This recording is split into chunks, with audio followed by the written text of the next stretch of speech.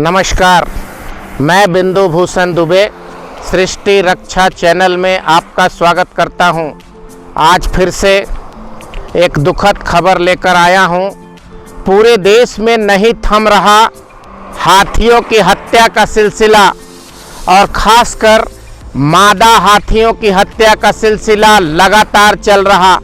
जैसा कि मैंने पिछले एपिसोड में बताया था कि भारतवर्ष में 100 से ज़्यादा हथिनियों को उनके दांत की वजह से मार दिया जाता है और पूरे देश में राक्षसी प्रवृत्ति के लोग, माफिया शिकारी जंगल जंगल में घूमते रहते हैं हथिनियों के शिकार के लिए, और वन संरक्षक और वन विभाग के अधिकारी मौन और मूक दर्शक बने रहते हैं।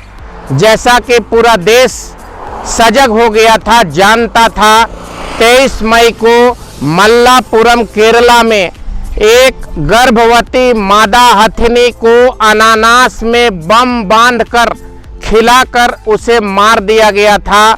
उसके पूरे जबड़े टुकड़े टुकड़े हो गए थे। उस घटना को महज 10 दिन बीते थे। 6 जून को छत्तीसगढ़ के अंबिकापुर जंगल में अचानक फिर से 3 मादा हथिनियों को मार दिया गया। 6 जून को अंबिकापुर के सूरजपुर के जंगल में हथिनियों की मौत का सिलसिला 24 घंटे में 3 हथिनी को मृत पाया गया। और जैसा कि खबर मिली है, तीनों हथिनियों के मुंह से लंबे लंबे दांत गायब थे। आपको यह बताना जरूरी होगा कि अंबिकापुर जंगल का क्षेत्र काफ़ी मीलों तक फैला है। अंबिकापुर से सटे बलरामपुर जिले से एक बड़ा हाथियों का झुंड उस स्थल पर आया था जिसे गणेशपुर कहते हैं, सूरजपुर के पास। अंबिकापुर के उस गणेशपुर स्थल पर हाथियों का एक झुंड आया था और उस हाथियों के दल का नेतृत्व करता विशालकाय हाथी, जिसका नाम प्यारे है। प्यारे हाथियों के झुंड का प्रमुख है, मुखिया है, जो हाथियों के दल को लेकर विचरण करता है। जब वह उस क्षेत्र में बलरामपुर से आकर अंबिकापुर के जंगलों में प्यारे अपने हाथियों को लेकर विचरण कर रहा था, उसी बीच उसके साथ चल रही एक गर्भवती मादा हथिनी अस्वस्थ और बीमार होने के कारण पीछे छूट गई और कुछ समय के बाद वहां के आसपास के ग्रामीणों को लाश की बदबू मिली।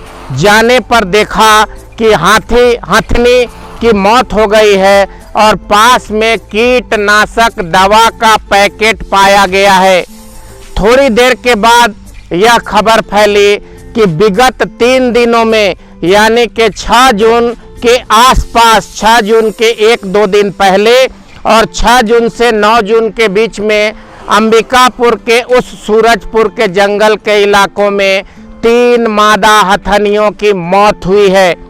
जब जंगल प्रशासन और वन के अधिकारी उस लाश को उठाने गए तो प्यारे, जो हाथियों का सरदार है, उसने जंगल के सारे अधिकारियों को दौड़ाना प्रारंभ किया। प्यारे जो जंगली हाथियों का सरदार है, उसकी कहानी मैं आपको बताना जरूरी समझता हूँ। प्यारे ने विगत 6 वर्षों में 60 आदमियों की हत्या की है। प्यारे के दिमाग में ये बात फैली हुई है कि ये जो इंसान है वो हमारा शत्रु है, हमें मारता है।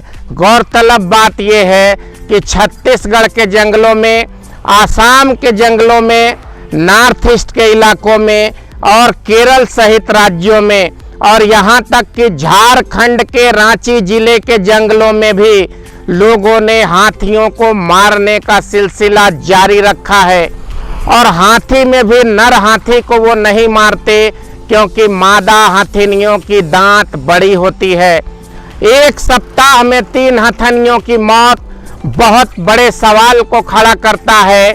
जंगल, असल में जंगल उन्हीं जानवरों का था और उस जंगल को इंसानों ने कब्जा कर लिया। भारत में 1970 ईस्वी तक जितने जंगली इलाके थे उसे काट कर समाप्त कर दिया गया। अब लगभग 50 वर्षों में 1970 से 2020 के बीच महज 20% जंगल बचे हैं। अब आखिर जंगली जानवर हाथी, शेर, चीता कहाँ जाएं? वो शहर का रुख करते हैं और इंसान रूपी भेड़िया उन्हें मारता है, उनकी दलाली और सौदेबाजी करता है। उनके दांतों को निकालकर हाथी के दांत लाखों लाख रुपए में स्मगलिंग की जाती है। यही वजह है कि लगातार मादा हाथियों को मारा जा रहा है। मैं देश की जनता के सामने सृष्टि रक्षा चैनल के माध्यम से जीवों के संरक्षण की अपील करता हूं। आपको सचेत करने आया हूं कि आप जीवों की रक्षा में अपनी महत्वपूर्ण भूमिका निभाएं, जंगल की रक्षा में अपनी महत्वपूर्ण भूमिका निभाएं।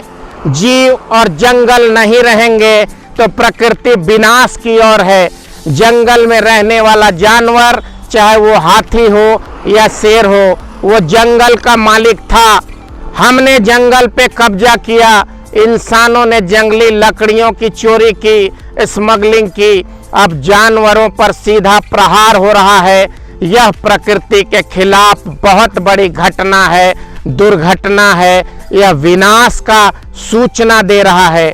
मैं आप सबसे प्रार्थना करना चाहता हूं, हाथियों की रक्षा करें। और छत्तीसगढ़ सरकार से मैं अपील करता हूं, उम्मीद करता हूं कि वन्य संरक्षण की दिशा में और ज़्यादा सावधानी बरतेगी छत्तीसगढ़ सरकार। केरल सरकार से अपील करता हूं कि वन्य जीवों के लिए कड़ा कानून लाया जाएगा। इसी तरह की बातें लगातार उत्तर प्रदेश से आ रही थी, जहां हर दिन गौ वंश के ऊपर में मरने का, मारने का आरोप लग रहा था। बांदा और टांडा के राजमार्ग पर 25 गायों को एक साथ दुर्घटना करके मार दिया गया। बांदा जिले में कई गौ वंशों की हत्या की मामला सामने आई। भूख से गौएं मर गई, जहरीली चारा खाने से मर गई। यह मामला सृष्टि रक्षा चैनल ने अपने माध्यम से उठाया और देश के सामने लाया। उत्तर प्रदेश की योगी जी की सरकार ने कड़े कानून पास किए। 50 लाख रुपया, 10 लाख रुपया जुर्माना और 5 साल की कठोर सजा सुनिश्चित की यदि किसी ने गौ वंश की हत्या का अपराधी पाया गया। मैं छत्तीसगढ़ सरकार और केरल सरकार सहित देश के सभी सरकारों से अपील करता हूं, हाथियों की सुरक्षा के लिए, हथिनियों की सुरक्षा के लिए, हाथी के परिवार की सुरक्षा के लिए कठोर कानून लाया जाए। उनके संरक्षण के लिए विशेष टास्क फोर्स गठित किया जाए। उन्हें जंगलों में स्वतंत्र रूप से विचरण करने के लिए वातावरण दिया जाए, जंगल का विकास किया जाए। यदि जीव और जंतु नहीं होंगे तो प्रकृति नहीं होगी, और प्रकृति नहीं होगी तो इंसान बिल्कुल नहीं बचेगा। आज के लिए मैं आप सबसे यही अपील करने आया था, हथिनियों की हत्या का सिलसिला शीघ्र रुकना चाहिए। उनकी संरक्षण के लिए सृष्टि रक्षा चैनल लगातार आवाज लगाते रहेगा। आपका समर्थन और आशीष चाहिए, और जीव जगत की रक्षा के लिए हम संकल्पित रहकर आवाज उठाते रहेंगे। आज के लिए बिंदु भूषण दुबे को इजाज़त दीजिए। फिर एक नए विषय के साथ आपके सामने उपस्थित होऊंगा। नमस्कार, वंदे मातरम।